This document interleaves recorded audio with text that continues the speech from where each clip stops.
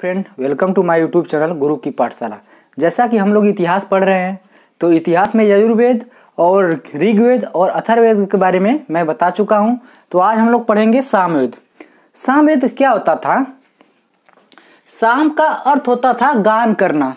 गान करना यानी हमारे देश में जो संगीत का जनक कहा जाता था, वो सामवेद को कहा जाता था।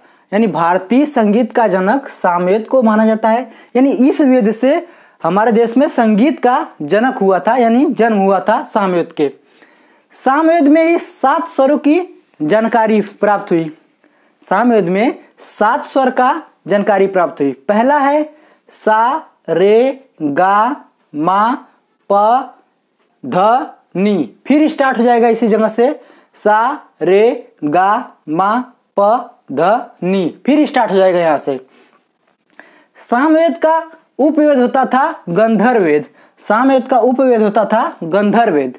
सामवेद को 3 भागों में डिवाइड किया गया था। यह सामवेद की 3 शाखा थी। पहला थी कैथुम, दूसरा है राणायनी, तीसरा है जैमिनी। सामवेद की 3 शाखा थी। कौन कौन? कैथुम, राणायनी और तीसरा है जैमिनी। और फिर उसके बाद है अध्येता। अध्येता क्या होता है? ये होता है, इसको सामवेद को पढ़ने वाला को अध्येता कहा जाता है। अध्येता कहा जाता है सामवेद को पढ़ने वाला। ये तो सामवेद के बारे में जानकारी था। अब इसी में आगे है सभा। सभा शब्द का प्रयोग 8 बार किया था। उसमें उल्लेखित है 8 बार। सभा शब्द का प्रयोग 8 बार हुआ था। सभा शब्द को 2 भागों में डिवाइड किया गया था। पहला है पुरुष, दूसरा है स्त्री। सभा शब्द 8 बार प्रयोग हुआ था। उसमें पहला है पुरुष, दूसरा है स्त्री। अब पुरुष को सभेद कहा जाता था। उस समय सफेद शब्द कहा जाता था। और स्त्री को सभावती क्या कहा जाता था? सभावती कहा जाता था। स्त्री को सभावती कहा जाता था। अब आगे है उपनिषद। उपनिषद क्या होता है? उपनिषद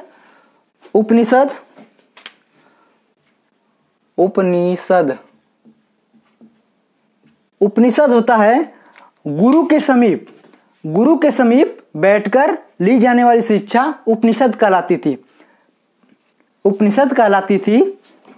गुरु के समीप बैठकर क्या होता है? गुरु के समीप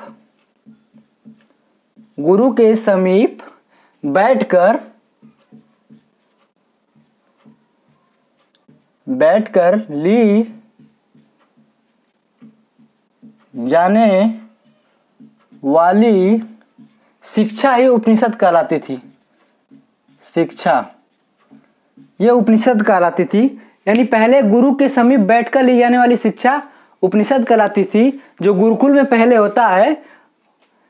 पहले होता था गुरुकुल में, गुरु के समीप जो भी विद्यार्थी बैठकर शिक्षा लेते थे, उसे उपनिषद कहा जाता था। उपनिषद की संख्या कितनी थी? 108। उपनिषद की संख्या 108 उपनिषद की संख्या 108 थी।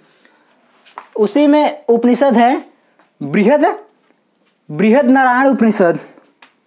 बृहद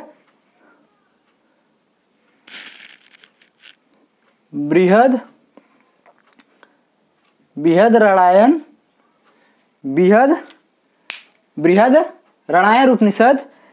ये उपनिषद क्या होता था? इसमें अश्वमेध यज्ञ की चर्चा हुई थी। अश्वमेध यज्ञ की चर्चा हुई थी। किसमें? बृहद नारायण उपनिषद में। और दूसरा उपनिषद है कठोपनिषद। कठोपनिषद दूसरा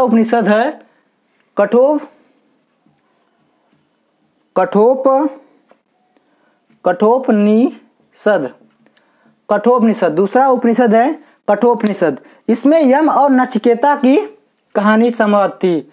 यम और नचिकेता की कहानी संवाद थी। और तीसरा उपनिषद है मुंडकोपनिषद।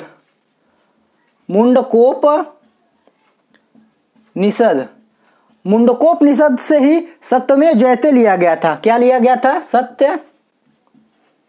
सत्यमेव जयते, ये मुंडकोपनिषद से लिया गया था। यानी उपनिषद क्या होता था? उपनिषद गुरु के समीप बैठकर ली जाने वाली शिक्षा ही उपनिषद कराती थी। उपनिषद की संख्या 108 थी। पहला उपनिषद था बृहदारण्यक उपनिषद। ये उपनिषद में अश्वमेध यज्ञ की चर्चा हुई थी। दूसरा है कठोपनिषद। कठोपनिषद में यम और नचिकेता की कहानी का संवाद मिलता है। तीसरा है मुंडकोपनिषद। मुंडकोपनिषद में सत्यमेव जयते की चर्चा हुई थी। तो आज के लिए इतना रखते हैं, फिर मिलेंगे नेक्स्ट वीडियो में। Thank you.